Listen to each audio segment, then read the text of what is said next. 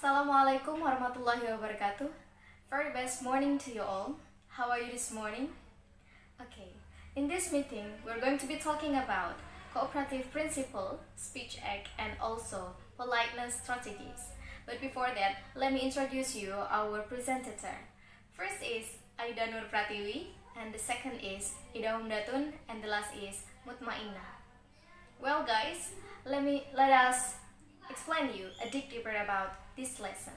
Happy listening. Assalamualaikum warahmatullahi wabarakatuh. Good morning, everyone. Okay, I'm the first speaker. I'm Aida Nur Pratiwi. I'm going to tell you about cooperative principle. Okay, by the way, what is cooperative principle means? Okay, let's take a look in our PPT.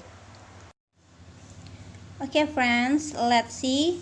Okay, cooperative principle is presupposition that people want to cooperate when they exchange meaning. It means that cooperative principle describes how effective communication and conversation to achieve in common social situation. That is how listener and speaker must act cooperatively and mutually accept one another to be understood in a particular way. Such as when two people speak, we can presuppose that they cooperate in order to bring meaning across. That's we call cooperative principle. The following cooperative principle has 5 types that we call maxim of conversations. The first, quality maxim; the second, quantity maxim; the third, relation maxim; and the last is manner maxim. Let me tell you one by one. Start from quality maxim. Quality maxim, which basically means to tell the truth. The example: there are two people having conversation, which is A and B. A asks B about how old are you, but the answer of B is I'm 145, which is false. So he didn't apply the maxim of quality correctly because B actually 20. It means that quality maxim, it should tell the truth. If you have a conversation with another people, so just be truth, tell the truth, okay? And the second, quantity maxim, that is, give maximum information with minimum effort. Such as explain the words, just a handful of words. Like a previous example, A asks B about how old are you, but B gives to A is quite extensive arithmetic problem, such as oh what, nice question. Well, my age is 1 plus 1, 2 and 2, or blah blah blah. It's false. Because he or she didn't apply the maxim of quantity correctly. So it means that for quantity maxim, you should give maximum information with minimum effort. And the following is relation maxim, that is, be relevant and act accordingly, such as we should only reply correctly. Like examples such as like a previous example, yeah, I used the same example. A asks B about how old are you, but the answer of B is I like cheese. Yeah, so that it's wrong answer because it's not related between question and answer. So he or she didn't apply the relation maxim correctly. So remember, just listen what is the question and what is the answer. And the last is about manner maxim, that is, be clear and not obscure.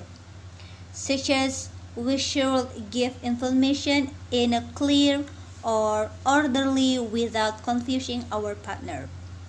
Yeah, I use the same example like previous, such as A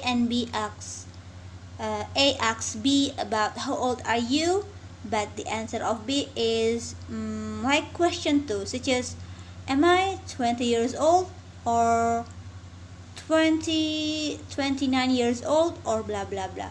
Question between question is confusing our partner. A asks about old, but the answer of B is question 2. It's like confusing.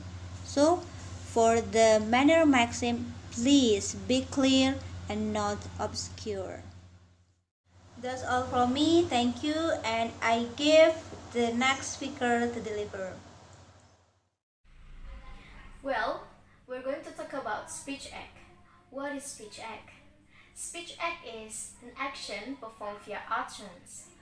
According to Austin 1962, speech acts are speaker's utterance which convey meaning and make listener do specific things. So when you say something, actually you perform an action. When, for instance, when you greet someone, when you wanna thank someone, and when you wanna inform someone, so that is speech act. Another example is I am hungry. So this sentence express a hunger and also express something to eat. So she asks something to eat, or he, she, or they ask something to eat. Another example, I will wake up early tomorrow morning. So this is speech act. Because why? Because she or he promised something. She promised to do something tomorrow. So this is speech act. Remember, speech act is.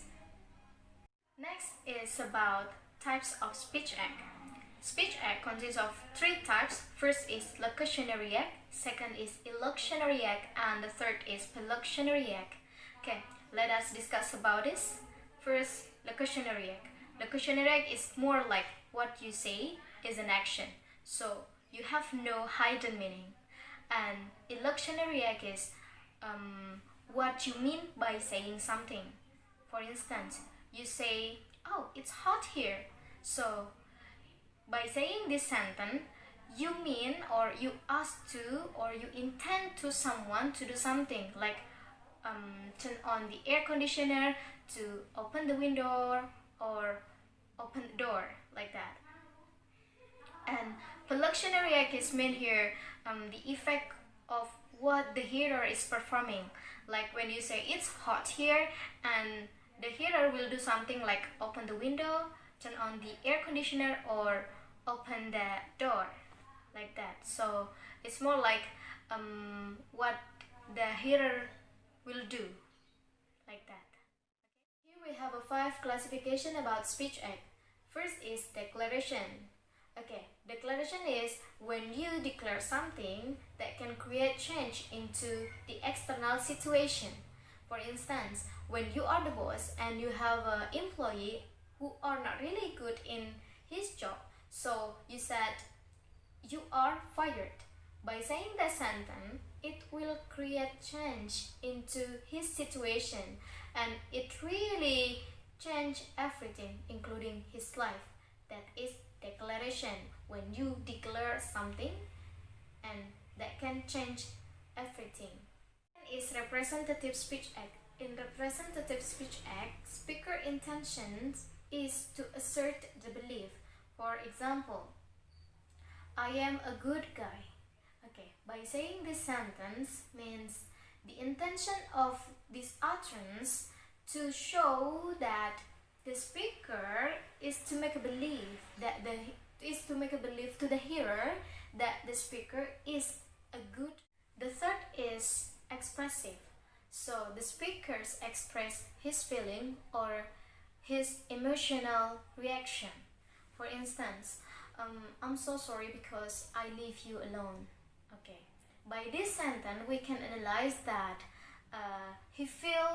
he want to apologize to someone, and he try to express what he feels inside. That is expressive. Okay. The fourth is directive. You direct someone. The speaker directs someone to perform an action. For instance, okay, close the door, please. So this is so by this sentence, yes, I directing someone to open the door. Okay, I directing someone or the hearer to do something like that. That is direct. The last is commissive. So when we say commissive, that is when the speaker commits to do something in the future.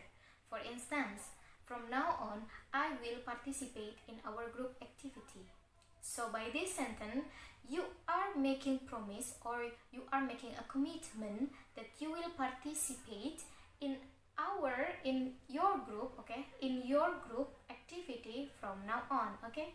You promise to always active in your group from now on, okay. That is commissive.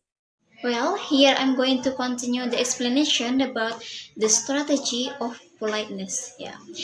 Uh, the strategy of politeness means that we have to know the strategy when we wanna communicate each other between human to human, because we are as human we have to know how to communicate in a good way between the speaker and the listener. If we don't know how to communicate in a good way, it's gonna make misunderstanding between the speaker and the hearer or the listener, because it's not only to convey the information but also the intonation and how about our face when we talk to the listener.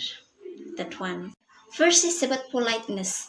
Here, according to Hamler 2000, politeness means having or showing good manners and respect for the feelings of other. From that sentence, we know that to talk between human to human, there are some manners. That one, and also how to respect to them. But they still get the point what we are talking about. That one. And the second is politeness strategies. Here, it is a strategy that is used to prevent a violation of the hearer's face. Okay. From that sentence, it means that if we understand about politeness strategies, so it will prevent misunderstanding between the speaker and the listener or the hearer. The next is positive politeness strategies. If there is positive, of course, there is negative. But first is about positive politeness strategies. Here, positive politeness strategies are intended to avoid giving offense by highlighting friendliness, and these strategies include such as criticism with compliment, using the joke or nickname, and etc. For the example here, there is the word "shut up." Of course, that rude. Yeah, actually, we can change it to another word that more polite. For the example, do you think you would mind keeping quiet? Yeah, actually, it has same meaning. What one speaker say to the listener that the listener must keep quiet, don't talk anymore. That one. The next is negative politeness strategies. Yeah. Uh, Berarti ini maksudnya adalah negative but still polite. Here, negative politeness strategies are intended to avoid giving offense by showing deference. The strategies include just like questioning, hedging, and presenting disagreement as opinions. Just for the example here, I'm sorry to bother you. Can you lend me a book? Yeah. From this example, we know that the hearer is busy, but we still disturb him that we want to borrow her pen, that one. But our That's the negative, but our word is still polite. So it is mean negative politeness strategies. Okay, and we're going to the next slide. Next slide, it tells about variable in degree of politeness. Yeah. According to Brown and Levinson, there are three lists of sociological variables that speaker employ in choosing the degree of politeness to use. First is the social distance between the speaker and the hearer. So, if you are not really close with the hearer or the listener, more politeness is needed. Yeah, because we are not really close with them. That one. And the second is about the relative power of the speaker over the hearer. So it means if we have how do I say hubungan ya, masih the listener still our family, so we have to be more polite ya, because they are still our family. That one. And the third or the last is the obsolete ranking of imposition in the particular culture. So it means that if you need more time, I mean, if you invite someone or disturb someone to talk and you need many times to talk, you have to be more polite, yeah, because you take their time. And also, if you ask them to do something and it is difficult to do, you have to be more polite. More politeness is needed here.